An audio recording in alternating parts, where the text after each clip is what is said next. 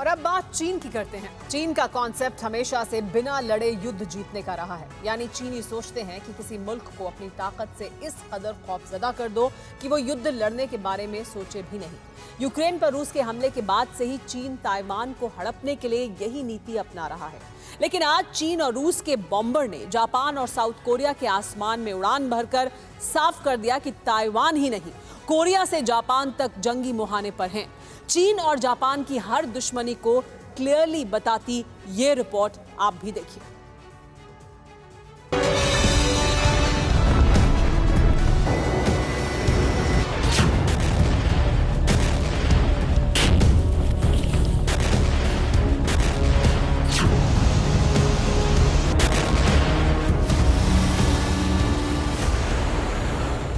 चीन के fighter plane, चीन के जंगी जहाज, चीन की सबमरीन और चीन की ही बर्बादी।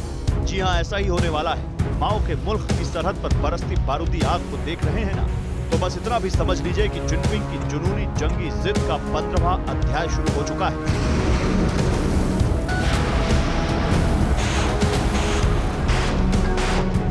ताइवान ही नहीं, इस दफा तो जापान ने भी तलवार को धार दे दी, क्योंकि ड्रैगन के वंशजों ने खुद अपनी मौत को न्योता दिया है। जानना चाहते हैं क्यों?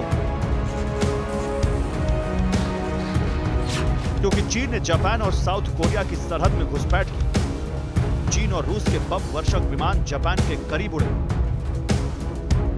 ये तस्वीरें उस वक्त की हैं जब रूस और चीन के बॉम्बर जापान और साउथ कोरिया के सरहद के करीब चक्कर लगा रहे थे। इनमें 2 फाइटर जेट्स चीन के तो 2 रूस के थे।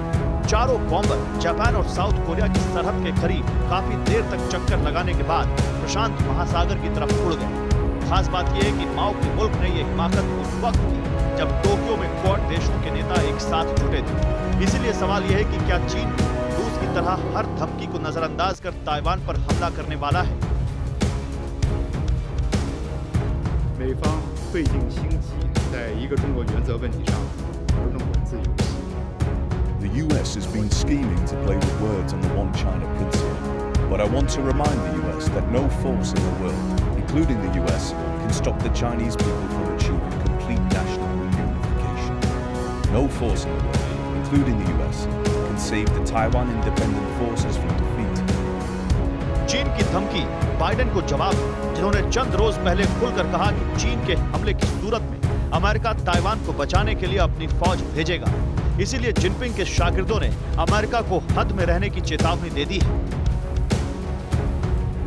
The United States has violated its commitments on the Taiwan issue, falsified and hollowed out the One China principle, encouraged and supported separatist activities for Taiwan independence. If it goes down the wrong path, it will not only cause irreparable consequences for China-US relations, but will ultimately cost the US an unbearable price. Taiwan चीन का अभिन्न अंग है। वैसे तो चीन इस जुमले को 7 दशक से कहता रहा है, लेकिन इस दफा मामला सीरियस हो चुका है। चीन ने अपने कायरों की पूरी पलटन ताइवान की तरफ रवाना कर दी। जितने बॉम्बर्स और जितने फाइटर जेट के साथ एयरफोर्स की एक टुकड़ी जंग लड़ती है, चीन ने उतनी हवाई ताकत ताइवान के आसमान में झोंक दी है। चीन की सैन्य तैयारियों का लीक हुआ ऑडियो भी सामने आ चुका है। ताइवान चीन की दुखती रग है, जिसकी सर्जरी करने के लिए वो पिछले 8 दशक से बेताब है। लेकिन साउथ कोरिया और जापान के आसमान में बॉम्बर उड़ाने के पीछे चीन का मकसद क्या है? जापान के साथ चीन की तनातनी आखिर क्यों है? इसकी वजह है जापान सागर में मौजूद सेनकाकू आइलैंड, जिस पर जापान का कब्जा है। ईस्ट चाइना सी में सेनकाकू द्वीप जापान की राजधानी टोक्यो से 1931 किलोमीटर के फासले पर है। 1972 से इस द्वीप पर जापान का कब्जा है, लेकिन चीन और ताइवान इस निर्जन द्वीप पर अपनी दावेदारी जताते हैं। विस्तारवादी नीति वाले बीजिंग के पवाली इस द्वीप पर भी कब्जा चाहते हैं। चीन लगातार इस इलाके में अपने वॉरशिप भेजता रहता है। चंद दिन पहले भी यही किया, लेकिन अमेरिका के खौफ से माओ के वारिसों की द्वीप पर कब्जे की हिम्मत नहीं हो पाई। 1951 में अमेरिका और जापान में समझौता हुआ था। समझौते के तहत अमेरिका जापान की सुरक्षा करेगा।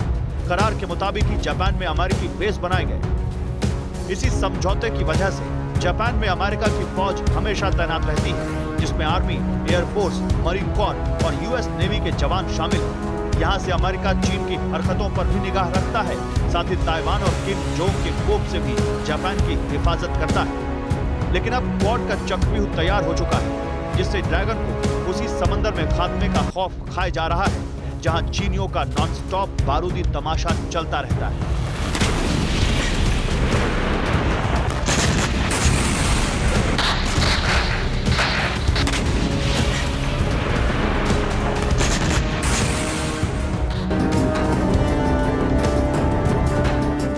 परवाह देश की, सोमवार से शुक्रवार रात 10 बजे TV9 भारतवर्ष पर।